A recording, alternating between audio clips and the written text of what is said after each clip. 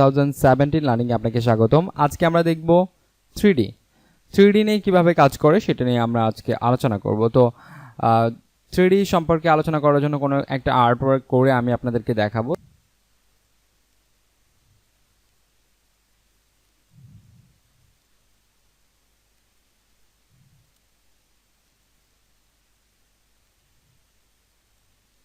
ওকে, just আমরা এখান থেকে শুধুমাত্র স্ট্রোক দিয়ে দিচ্ছি। স্ট্রোক দিয়ে তারপরে আমরা এটার আর্টওয়ার্কটা করছি। ইফেক্ট থেকে 3D রিভলভ থেকে আমরা প্রিভিউ দিয়ে দিচ্ছি। এটা লেফট করা আছে, আমরা রাইট করে দিচ্ছি। রাইট করে দিলে আমরা দেখতে পাচ্ছি যে এরকম হচ্ছে। এখন জাস্ট আমরা এখানে ওকে প্রেস করলে এটা আমরা চাইলে এখন কাস্টমাইজ করতে পারি। বেশি বড় আছে, ওকে। সো এখান থেকে আমরা আবার কাস্টমাইজ করতে পারি, যেমন কোথাও কোনো প্রবলেম হইলে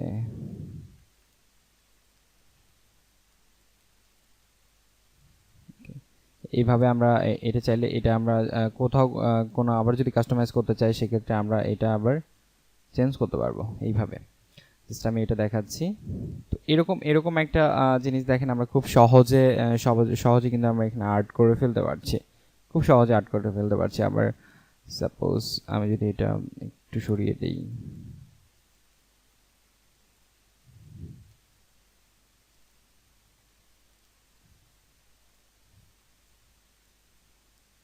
এগুলোকে পরবর্তী সময়ে আমরা এটা কাস্টমাইজও করতে পারছি। দেখেন, যে কোনোভাবে আমরা এটা কাস্টমাইজ করতে পারছি।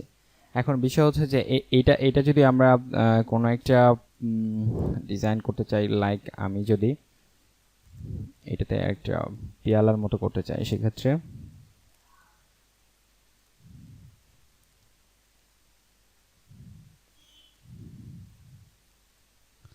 ওকে, আমরা এটা জাস্ট সিলেক্ট করার পর ইফেক্ট থেকে এবার আমরা এক্সট্রুড করে দিলাম প্রিভিউ দেওয়ার পর এখান থেকে আমরা এটা করে দিতে পারি। ওকে, দেন এটা আমরা জাস্ট ফিটি সাইজটা এটা বাড়িয়ে কমিয়ে নিতে পারি, স্ট্রোটেট আর কি।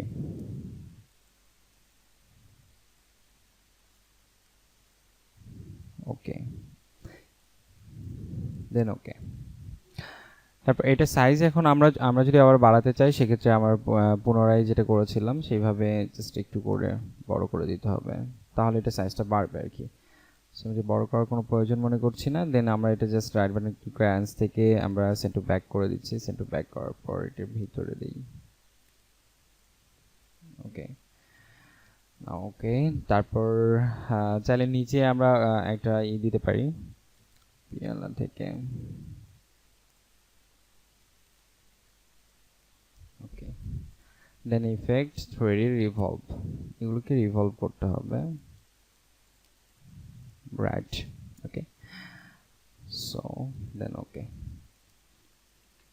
তারপর এটাকে কাস্টমাইজ করার জন্য এটা আমরা ব্যাকে দিয়ে দিই, সেন্ড টু ব্যাক, অ্যারেঞ্জ থেকে সেন্ড টু ব্যাকে দেওয়ার পর এটা আমরা বড় করতে পারি, যেমন এইভাবে।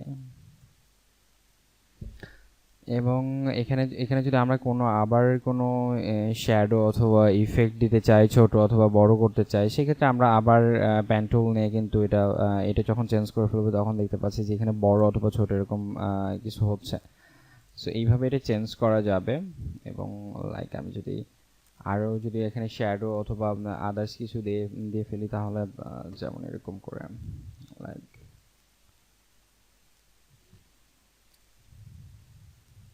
শ্যাডো থেকে এখানে ব্ল্যাক, অ্যান্ড এটা আমরা অফ করে দিচ্ছি। অফ করার পর এটা আমরা জাস্ট সেন্ড টু ব্যাকওয়ার্ড করে দিব, সেন্ড টু ব্যাকওয়ার্ড। এবার সেন্ড টু ব্যাকওয়ার্ড থেকে এখান থেকে আমরা গৌসিয়ান ব্লার দিয়ে কিন্তু অফ করে দিতে পারি, যেমন গৌসিয়ান ব্লার ইফেক্ট।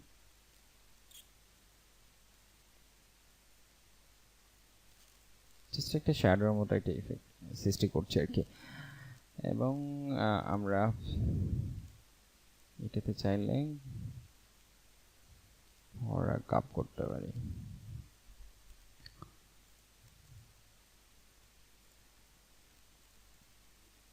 ওকে, এবং এটা আমরা স্ট্রোকটা অফ করে দিই।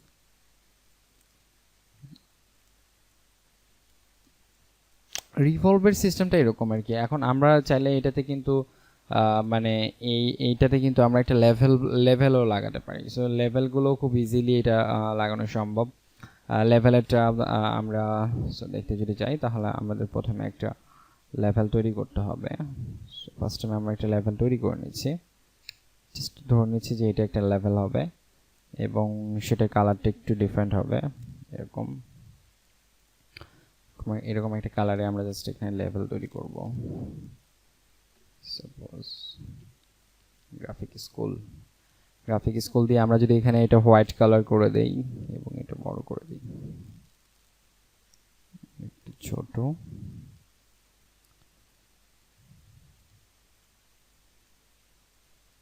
ওকে। দেন আমরা এটা জাস্ট একটু ডিফারেন্ট কোনো একটা ফন্ট চুজ করে দিচ্ছি, ওকে। সো আমরা ধরে নিচ্ছি এটা একটা লেভেল হবে। সো লেভেলের জন্য এটা প্রথমে আমাদের যেটা সিম্বল রয়েছে, সিম্বল নামে প্যালেট রয়েছে। সো সিম্বল নামে এই প্যালেটে আমরা চলে যাব। সিম্বল নামে যে প্যালেট রয়েছে এই প্যালেটে আমরা এটাকে প্রথমে এক্সপ্যান্ড করে নিতে হবে। অবজেক্ট থেকে এক্সপ্যান্ড করে ফেললাম। তারপর আমরা কি করব, এটা জাস্ট ড্র্যাগ করে ছেড়ে দিব এবং নিউ সিম্বল এখান থেকে জাস্ট গ্রাফিক করতে হবে।